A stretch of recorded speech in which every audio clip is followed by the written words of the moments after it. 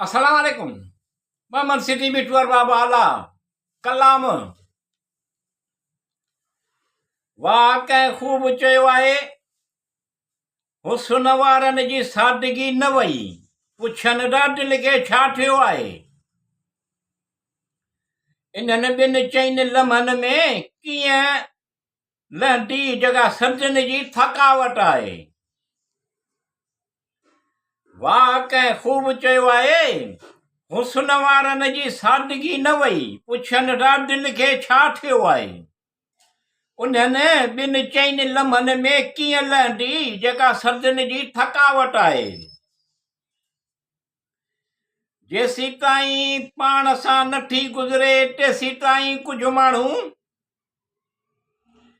जेसी ताईं पाण सां नथी गुज़रे तेसी ताईं कुझु माण्हू असांजे अहसास ऐं जज़्बात उन्हनि खे मज़ाक लॻंदी आहे।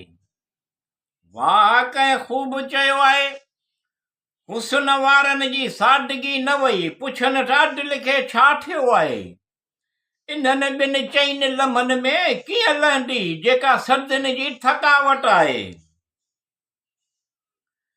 मौसम बहार जी लज़त आमेश बारिश जहिड़ी मोहबत करे ॾिसिजे जंहिंमें पाकीज़गी ऐं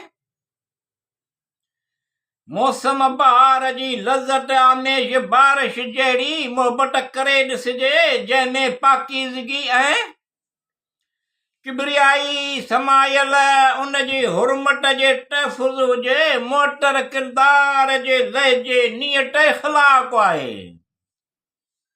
वाह कंहिं ख़ूब चयो आहे, हुस्न वारनि जी सादगी न वई, पुछनि दिलि खे छा थियो आहे। इन्हनि ॿिनि चइनि लम्हनि में कीअं लहंदी जेका सदियुनि जी थकावट आहे।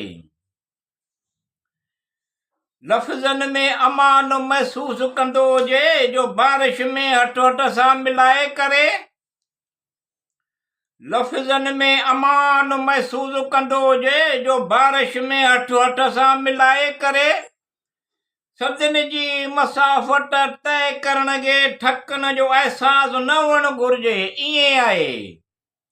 वाह कंहिं ख़ूब चयो आहे, हुस्न वारनि जी सादगी न वई, पुछनि दिलि खे छा थियो आहे।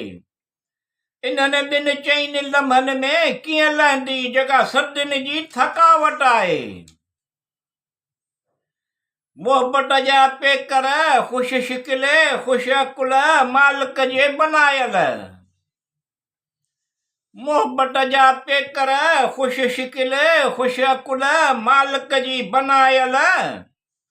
काइनात जे हुस्न सां मोहबत करणु घुरिजे, इहो ई फितरत जो कुर्ब आहे।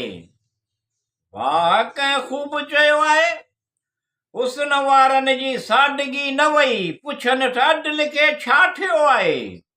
इन्हनि ॿिनि चइनि लम्हनि में कीअं लहंदी जेका सदियुनि जी थकावट आहे। लफ़्ज़नि जी माला खे जोड़े माण्हुनि जे दिलनि ते राज करणु। लफ़्ज़नि जे माला खे जोड़े माण्हुनि जे दिलनि ते राज करणु। नज़रुनि जे साम्हूं हुस्न जमाल इहो बशर पंहिंजो पाण में कमाल आहे। वाह कंहिं ख़ूब चयो आहे, हुस्न वारनि जी सादगी न वई, पुछनि दिलि खे छा थियो आहे। इन्हनि ॿिनि चइनि लम्हनि में कीअं लहंदी जेका सदियुनि जी थकावट आहे।